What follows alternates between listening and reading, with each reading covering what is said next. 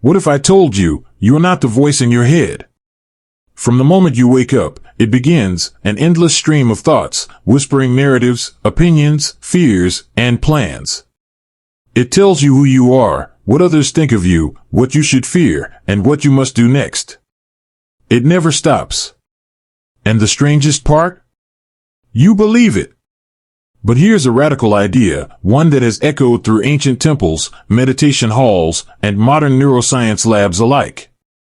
You are not your thoughts. You are the one watching them.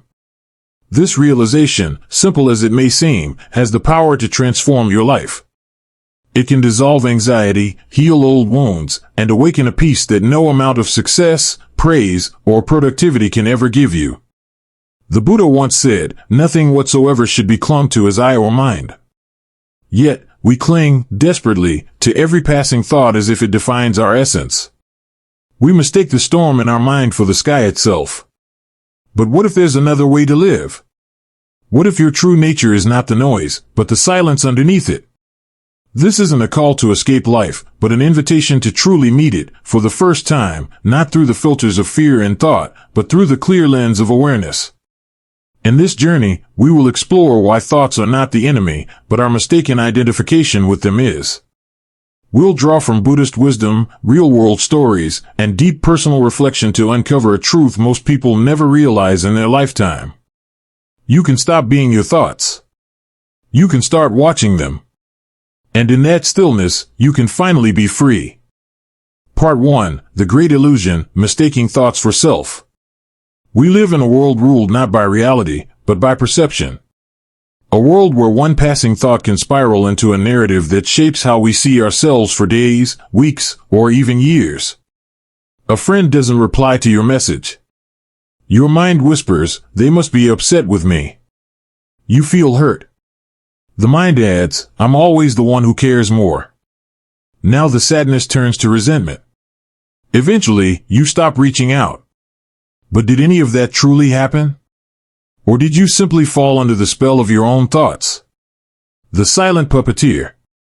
Your thoughts, left unquestioned, become silent puppeteers, pulling the strings of your emotions, your behaviors, your sense of self-worth. The tragedy is, you rarely even notice the strings. One of the most profound truths I ever encountered came not from a classroom or book, but from a meditation retreat in silence. There, I watched my thoughts without reacting to them for the first time in my life. And what I saw shook me. Thoughts are like echoes in an empty hall, loud, persuasive, but ultimately hollow. They come uninvited, speak in your voice, and convince you they are you. But they're not. A thought is not the truth. Have you ever believed someone was mad at you, only to find out later they were just having a bad day? Or assumed you failed miserably at a task, only to receive praise from others? That's the mind's trick. It spins stories, and we believe them blindly. The Buddha warned us of this delusion thousands of years ago. When he said, nothing should be clung to as I or mine, he wasn't being poetic. He was describing the very root of our suffering, identification. We don't just have thoughts, we become them. I made a mistake becomes. I am a failure. They didn't respond becomes. I am not worthy. I'm feeling anxious becomes. There's something wrong with me.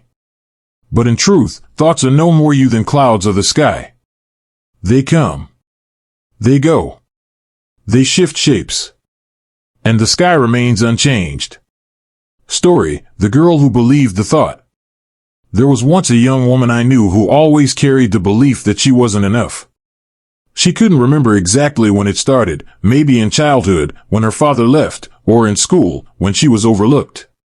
The thought followed her like a shadow, I'm not good enough. She tried everything, grades, awards, relationships, but the thought never left. Until one day, during a mindfulness workshop, she sat in silence and noticed something. The thought came again. I'm not enough. But this time, she didn't believe it.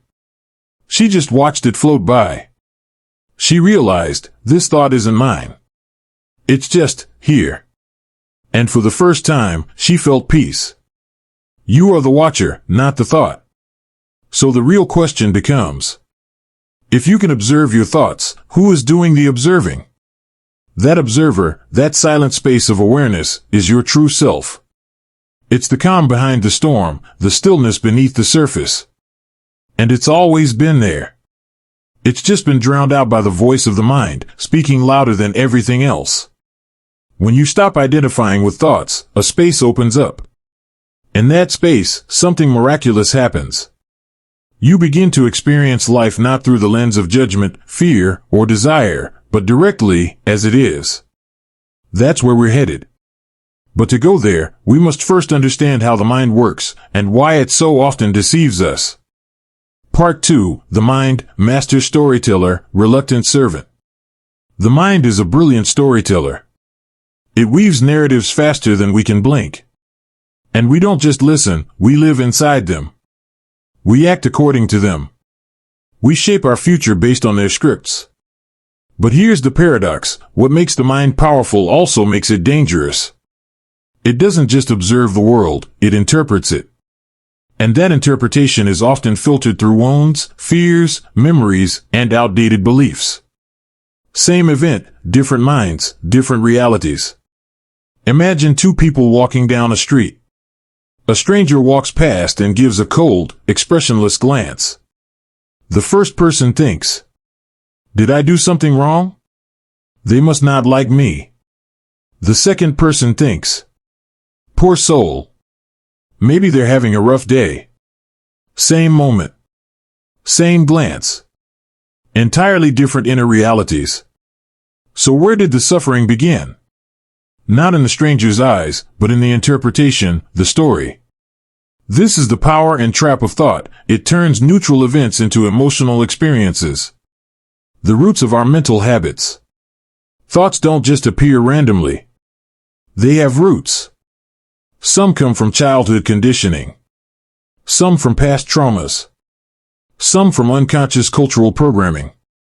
And over time, they form paths in the mind, well-worn trails we travel without realizing it. Like a forest path that becomes clearer the more we walk it. Our most repeated thoughts become default patterns. This is why someone can grow up hearing "you're not good enough" and still believe it at 40, even when their life proves otherwise. The brain's autopilot mode. Modern neuroscience has identified this pattern as the default mode network, DMN, the brain setting when we're not focused on anything in particular. It's where self-referential thinking, daydreaming, worry, and rumination live. It's no coincidence that DMN activity is highest when we're lost in thought and lowest during mindfulness, meditation, or deep flow. Buddha's teaching, the unaccepted gift.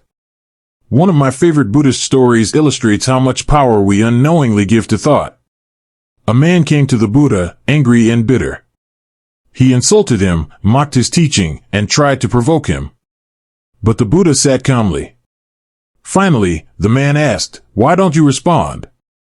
The Buddha replied, "If someone offers you a gift, and you do not accept it, to whom does the gift belong?" The man was stunned. To the one who offered it. The Buddha smiled. "Then so it is with your anger. I do not accept it, and so it remains with you." The same can be said of thoughts. Just because a thought appears, doesn't mean you have to accept it. You can let it pass, like a cloud crossing an open sky. Story, the man who believed the message. I once worked with a man named Ravi, a brilliant designer with a kind soul but a mind that constantly attacked him. He told me, "Every time my boss gives me feedback, I hear, 'You are not good enough.'" We talked through it. Slowly, he traced it back to his father's voice in childhood, always criticizing, never encouraging. His mind had carried that voice like an old recording, playing it over anything that even resembled criticism. One day, during a mindfulness session, he heard the same thought again. "You're not good enough." But this time, he didn't believe it. He saw it for what it was, an old echo, not the truth. He smiled. For the first time in years. That's the moment the mind stops being your master and becomes your servant. Rewiring the mind, thought by thought. The good news? The brain is not fixed. Its patterns can be rewired. In Buddhism, this is known as bhavana, mental cultivation. In neuroscience, it's called neuroplasticity. Either way, the principle is the same. What you repeatedly focus on, you strengthen. What you stop feeding, fades. If you keep reacting to negative thoughts, they gain momentum. But if you observe them without feeding them, they lose power. This is the beginning of real freedom, not by fighting the mind, but by understanding it. Part 3, The Suffering Trap and the Way Out. Pain is inevitable. But suffering? That's often optional. This teaching sits at the very heart of Buddhism, and perhaps at the heart of life itself. The Buddha, in his unmatched simplicity, once explained the difference through a powerful metaphor. If you are struck by an arrow, does it hurt? Yes, of course. And if you are struck again, in the same place, does it hurt more? Yes, unbearably. The first arrow represents life's pain, loss, illness, failure, betrayal. These are the inescapable truths of human experience. But the second arrow? That's the one we shoot ourselves, with thoughts, judgments, resistance, and endless mental replay. We suffer more in thought than in reality. You make a mistake in a meeting. That's the first arrow, discomfort, embarrassment. But then the mind goes into overdrive. I always mess up. Everyone thinks I'm incompetent. I should have stayed quiet. I'm such an idiot. Now the original pain has grown tenfold, not because of what happened, but because of the story your mind wrapped around it. Story, the man in the meeting. I once coached a corporate manager named Ethan. Brilliant, disciplined, but constantly anxious. One day, he shared. I gave a presentation last week. It didn't go great. I've been beating myself up ever since. I asked him, what did others say? He paused. Actually, no one said anything negative. So where is the pain coming from? I asked. He exhaled. It's all in my head. That moment was his first glimpse of the second arrow. The mind's default drama loop. The human mind has what scientists call the default mode network, a set of brain functions that kick in when we're not focused on anything specific. It's what fuels daydreaming, ruminating, planning, self-judgment, and replaying old conversations on an endless loop. It's also where most of our suffering lives. It's why, even when nothing is happening on the outside, we still feel like we're under attack, because inside, we are. We're attacking ourselves with thought. Resisting thoughts makes them stronger. Here's another trick of the mind, it doesn't like being ignored. If you try to push away a thought, it often pushes back harder. A monk once told his disciple, for the next 5 minutes, do not think of a monkey. Of course, all the disciple could think of was monkeys. The point? Resisting a thought gives it power. Fighting with your mind is like wrestling in quicksand. The more you struggle, the deeper you sink. The riverbank, a new way to relate to thought. The Buddha offered another metaphor, gentle, but profound. He said the mind is like a river, always flowing, always changing. Most of us jump into the river.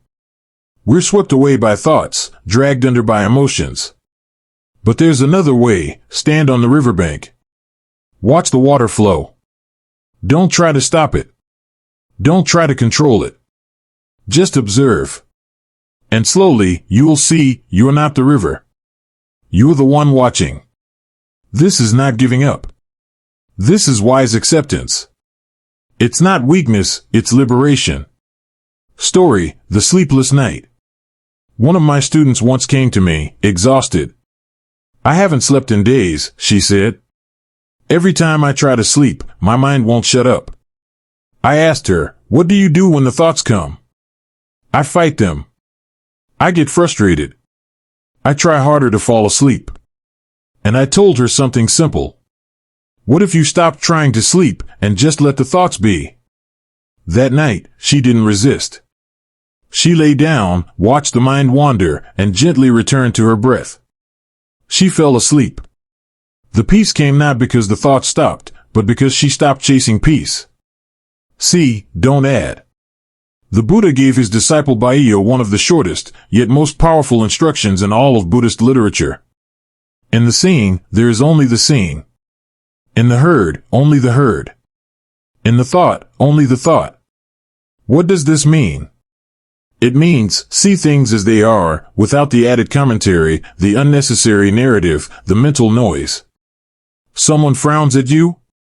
Just see the frown. Don't add, they must hate me. A friend doesn't reply? Just see the silence. Don't add, I must have done something wrong. Freedom begins when you stop adding. A world shaped by thought. Here's a thought experiment. If someone were to record every thought you had for 1 week, then play it back to you, would you believe that voice? Would you trust that narration? Or would you realize, wow, that's not me. That's just noise. That realization is the beginning of awakening. Part 4, Awakening Through Awareness, the Power of Watching. There is a quiet revolution that begins the moment you stop chasing peace and start observing chaos. No grand fireworks. No dramatic enlightenment. Just a subtle shift, so gentle you might miss it. But it changes everything.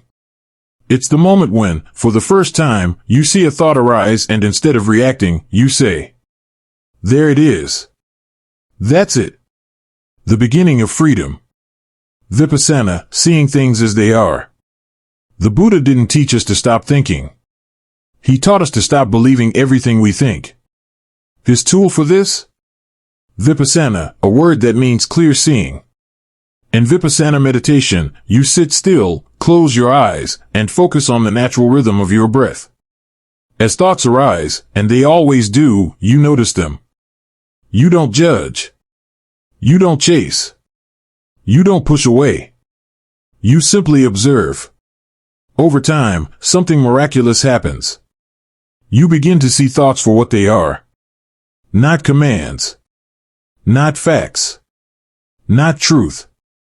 Just thoughts. They come. They go. Like clouds passing in a vast, untouched sky. Story, the businessman who found stillness. I once knew a man named Daniel, a successful entrepreneur who had everything, wealth, respect, family.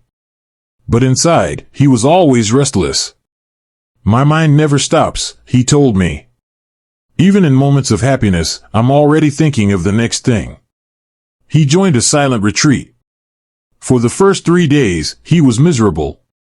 I hate this, he thought. This is pointless. I'm wasting time. But on the 4th morning, something shifted. As he sat watching his breath, a thought arose. This is boring. But instead of reacting, he said silently, there's a thought. Another came, I want to leave. He smiled, there's another. In that moment, Daniel met himself, not the achiever, not the restless thinker, but the quiet awareness beneath it all. Tears filled his eyes. He wasn't free from thought. He was free from being trapped by it. Everyday awareness, freedom in small moments. Meditation is powerful. But awareness isn't confined to the cushion. You can practice this presence in daily life.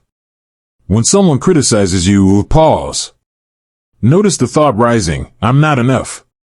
Don't fight it. Don't feed it. Just see it. Let it pass. When anxiety surfaces, breathe. Watch the sensation in the body. Notice how the mind creates fearful futures. Just witness. When joy arises, be fully there. Don't cling, don't analyze. Let joy flow through you, like sunlight on your face. This is the art of being alive, not as a prisoner of the mind, but as the silent witness of all things. Letting go happens by seeing clearly. A common mistake people make on the spiritual path is believing they must let go of thoughts, emotions, or the past. But here's the paradox. You don't let go by effort. You let go by seeing so clearly that holding on no longer makes sense. When you watch a thought and recognize it as false, you naturally stop believing it. When you feel an emotion fully, without running, it completes its cycle and fades. When you observe a memory without clinging, its grip softens. Letting go isn't a technique. It's a consequence of awareness. The struggle is the path. One of the most common frustrations I hear is this. I try to be mindful, but my thoughts keep pulling me away. To which I say, that's the practice. Mindfulness isn't about staying present 100% of the time. It's about returning again and again. Every time your mind drifts and you bring it back, you are training the muscle of awareness. Just like taming a wild horse, it takes time. But with gentle persistence, it learns. Even the Buddha struggled. Before enlightenment, he sat under the Bodhi tree and faced every temptation, every fear, every doubt the mind could throw. And how did he overcome them? Not by fighting, but by seeing through them. Silence is not emptiness, it's full of truth. In today's world, silence feels strange. We're addicted to input. Noise fills every corner, notifications, conversations, background music, endless thoughts. But silence isn't empty. It's where truth lives.